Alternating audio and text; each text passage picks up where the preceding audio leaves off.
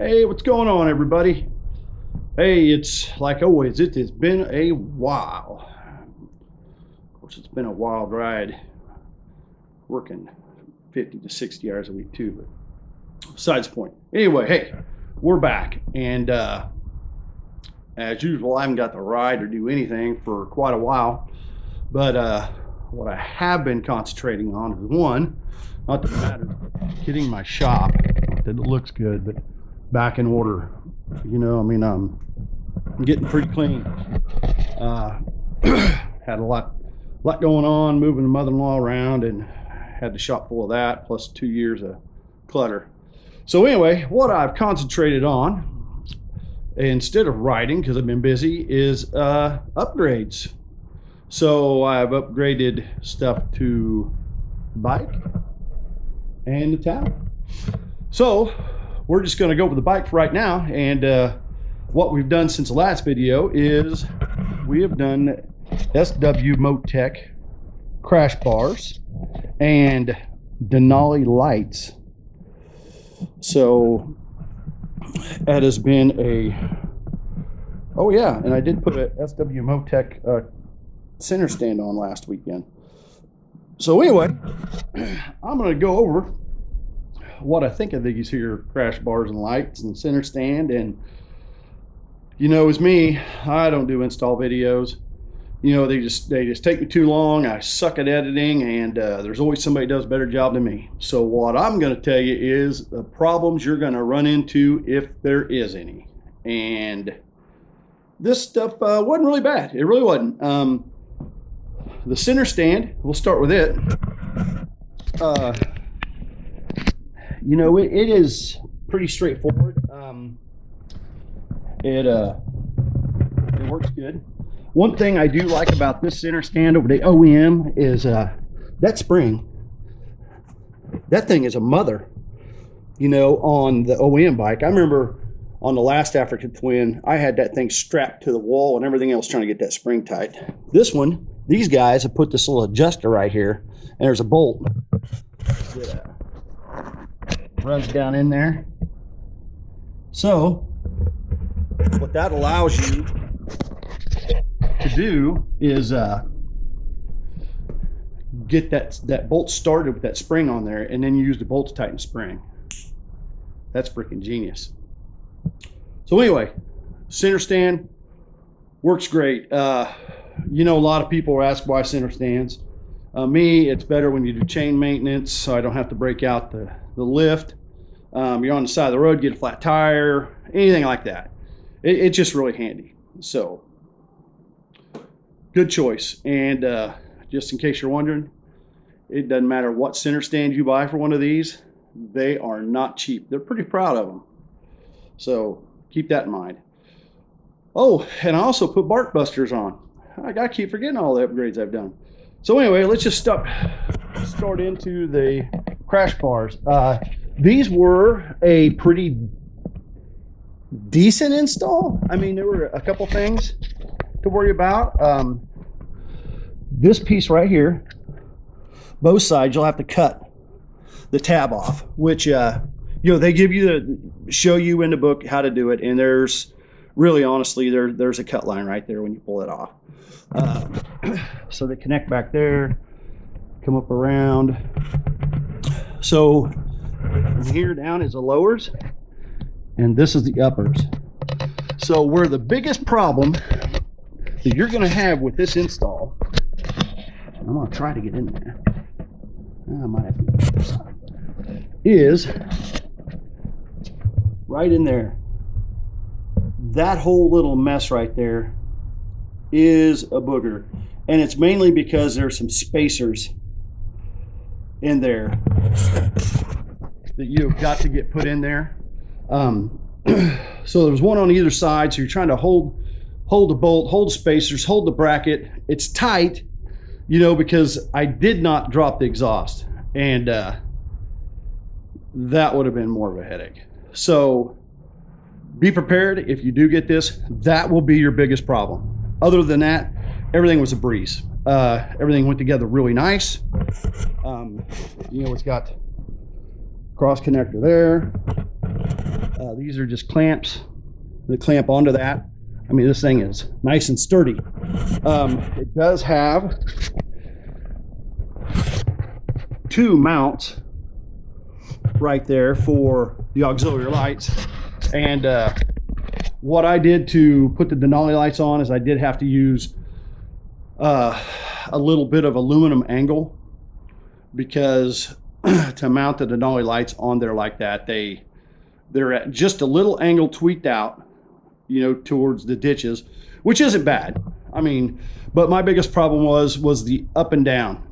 You could not get it. I mean, those lights just hit right in the road. So anyway, pretty simple. Just cut a little piece of angle out. You know, and I went a little bit further to kind of contour it a little bit to make it, you know, look a little streamlined in there. So those are the Denali T3s, something like that. They're a hybrid. So what you got is they come with 2 different lenses. So you've got kind of a fog light here and then kind of a fog spot here. You could go all spot, you know, whatever you wanted. But then I also got the Denali driving lights. So all that was super easy. What that entails is, a lot of you might be wondering, and I fell for it, and I thought that I could probably get around it, but these bikes have a factory fog light wiring already there. So I thought I could just buy the little adapter, adapt them over, jump into the menu, turn on that function. Yeah, that does not work. There's not a function in there. I guess it's only European models, so that won't work. So what I had to do is get in here real quick. Find my garter down here.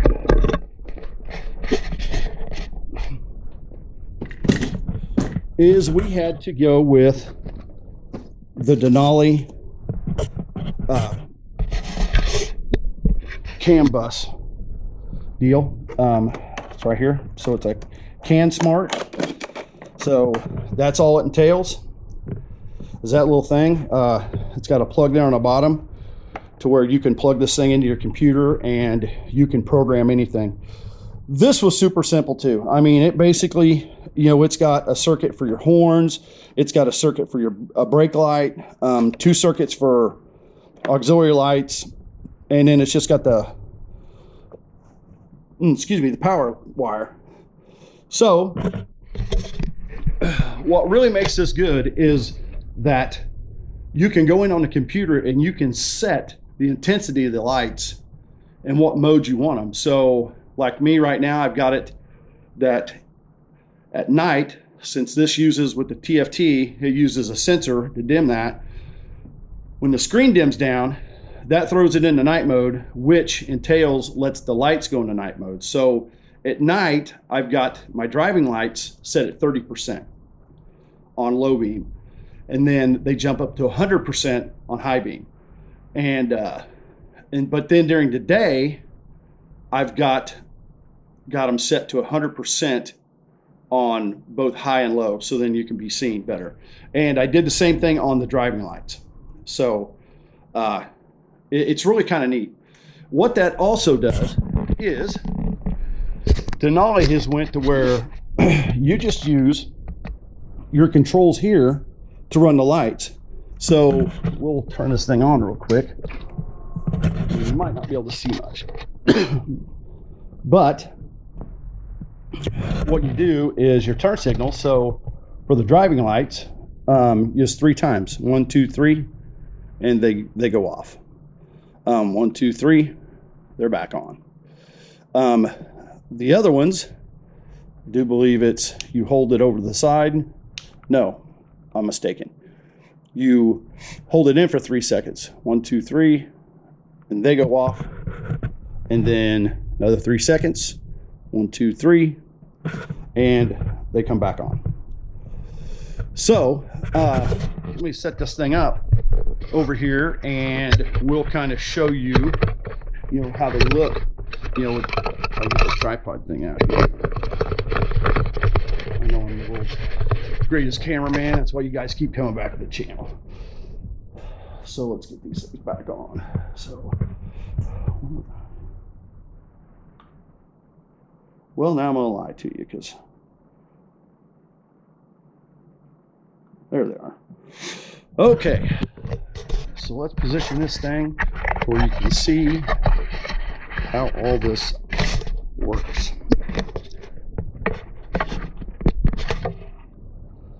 All right, so one thing that makes this so great is, like I said, so those are all the lights on, high beam, low beam, the 1, 2, 3, those dim down, 1, 2, 3 on the controller, and those go off.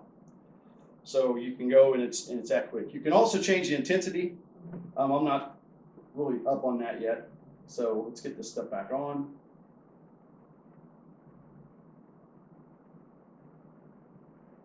All right, so now I've got it set to where when I turn signal on, they cancel out.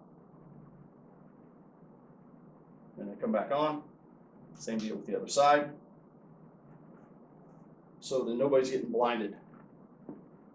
All right. Also with that, you know, you've got your hazards. So, and they strobe. So you can definitely be seen. All right. And also, the other function is the push to pass. So when you go to push to pass, they'll strobe. So pretty cool. So like I said, that was a super easy install. A lot of you, if you don't know, Denali lights are known for their, I'd say, longevity. They are durable. They're all aluminum. You can, like I said, you can get different lenses for the driving lights. So it came with I think the spot beam lenses, but you can also get an amber or a yellow driving light. So, yeah. Smart can, like I said, super easy to operate, and with the computer, there's just a program to download, and it's really easy. So now let's get to the Barkbuster Storm handguards. These things are, you know, we all know Barkbuster. They are great. They're aluminum. I mean, they're rigid. Give you a little bit more protection, you know, on there for you know, the stock handguards, and definitely if you lay down, you know, it's gonna protect.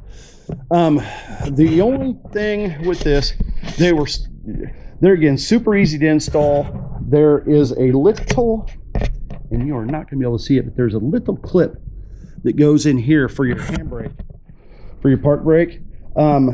Still, it spaces it out, and it's still kind of in there. I mean, my fingers are, you got to kind of wedge back in there to get to them. But other than that, they are nice. They do keep a little bit more wind off your hands. I mean, not a lot. You're not going to go out there and go without gloves or anything, but they are nice, really nice. So anyway, I think I'm about done with the bike. I really do. Of